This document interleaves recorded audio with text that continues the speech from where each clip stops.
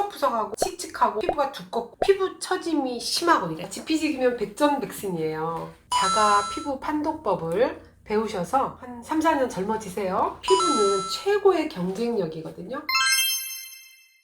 자, 이번 시간에는 지난 영상에서 약속한 대로 나의 피부 타입 판독 방법에 대해서 할 건데요. 앞에서 4개의 영상을 다 보셨는지 모르겠어요. 그걸 보신 분들은 뭐지? 내 피부 타입은 뭘까? 되게 궁금하셨을 거예요. 지금부터 잘 들어보시고 정확하게 자가 피부 판독법을 배우셔서 피부 관리 잘해서 한 3, 4년 젊어지세요. 그러면 먼저 피부 타입을 어떻게 분류하는지, 제가 지금 말씀드리는 이거보다 실제로는 더 종류가 많아요. 근데 보편적인 피부 타입에 대해서 말씀드릴게요. 중성 피부, 극히 드물어요. 100명에 한두 명? 1, 2%. 아주 예쁘고 나이가 많으신 할머니가 지나가는데 눈이 안 떨어지게 예쁜 피부 보셨죠? 그런 게 중성 피부예요. 두 번째는 건성 피부, 잔주름이 많아요. 나이가 들면서 그래서 굉장히 중요한 관리가 필요한데 동양인들이 대부분이 7, 80%가 건성 피부라고 생각하면 되고요. 그 다음에 지성 피부, 유분이 계속 세안 후에 바로바로 금방 번들번들하는 게 지성 피부고요. 그 다음에 복합성 피부는 2가지 내지 3가지 타입을 가지고 있는 걸 말해요. T존, U존, 목존 이렇게 3개로 구분하거든요. 근데 대부분 목은 건성이라고 보면 되죠. 그럼 복합성 피부가 있고, 그 다음에 표피 수분 부족, 이거는 전문 용어예요. 여러분들이 잘 모르고 있을 수 있어요. 내가 당기면 나는 건성이야 생각하는데 그렇지 않아요. 표피 수분 부족은 대부분 젊은 층들이 많이 갖고 있어요.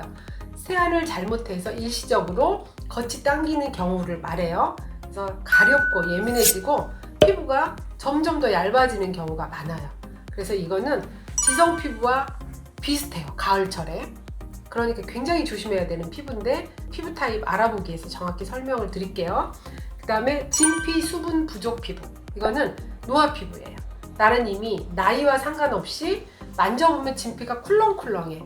이런 피부는 진피 수분 부족이라고 해요. 그래서 노화 피부에 많이 해당되고요. 이런 분들은 이미 붉은 주름이 많이 만들어져 있고, 그 다음에 탄력이 굉장히 없어요. 그리고 겉피부는 무지 두꺼워요.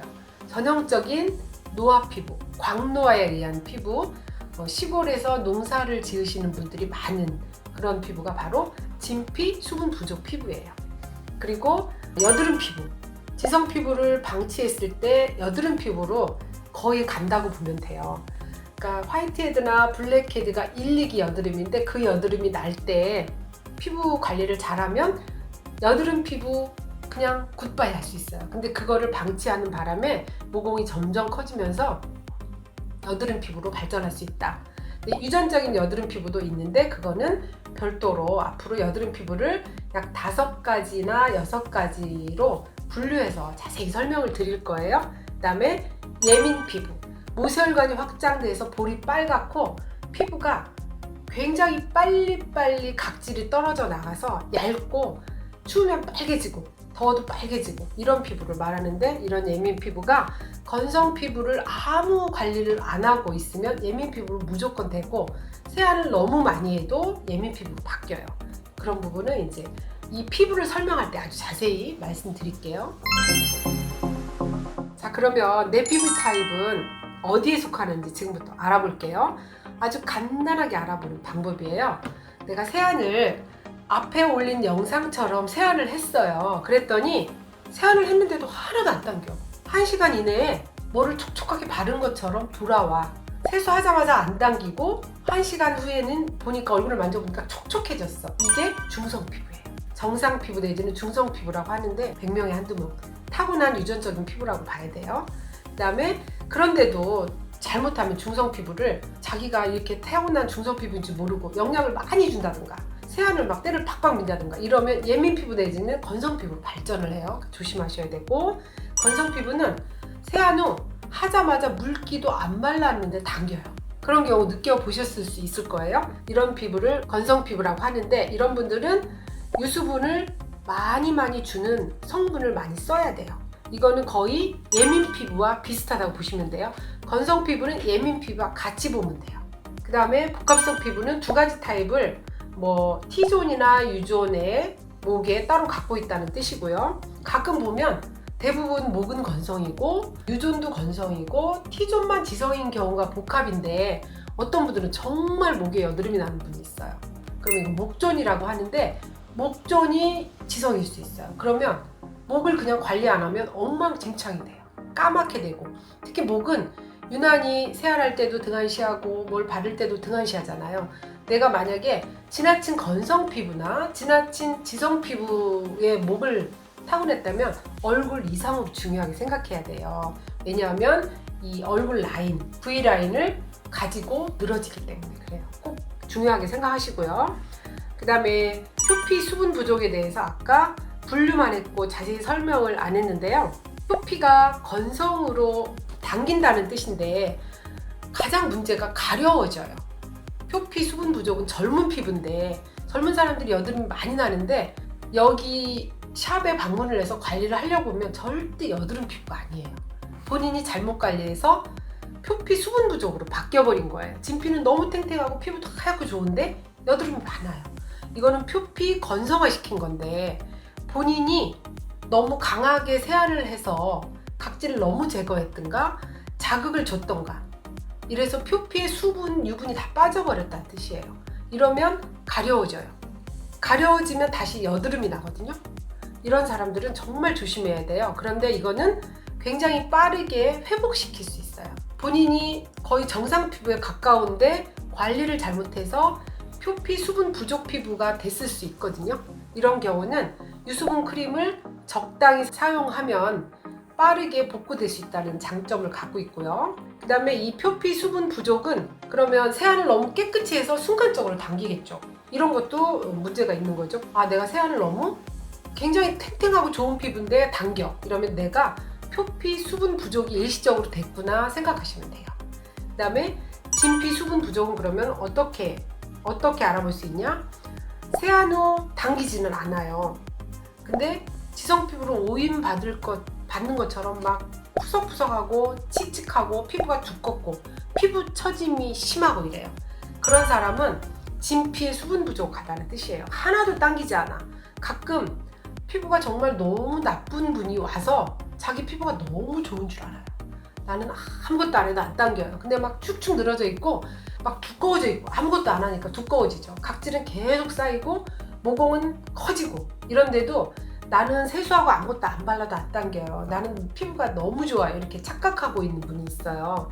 그거는 정말 너무 자기 피부를 자기 몸 중에서 가장 몰라보는 거예요.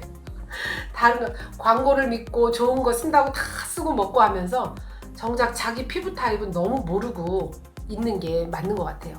자기 중에 가장 모르는 게 대화를 해보면 자기 피부 타입이더라고요. 전부 착각하고 있어요.